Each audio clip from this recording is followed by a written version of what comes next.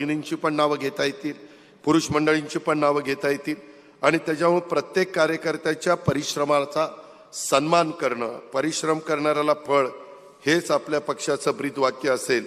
बढती आणि संघटनात्मक जबाबदाऱ्या किंवा निवडणुकीतील उमेदवारी ज्याचा उल्लेख सुनेत्रा पवारांनी केला की कोणाला उमेदवारी दिली पाहिजे, काय केलं पाहिजे, तर आता ते मला जास्त चांगलं लक्षात ठेवावं लागेल.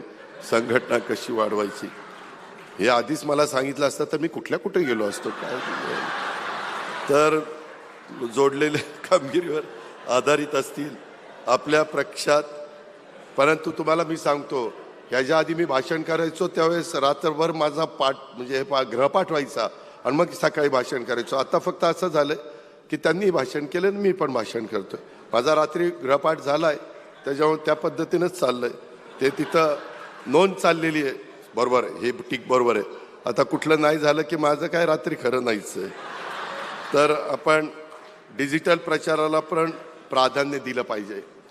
डिजिटल प्रचार हा अलीकडच्या काळामध्ये फार महत्त्वाचा घटक ठरलेला आहे.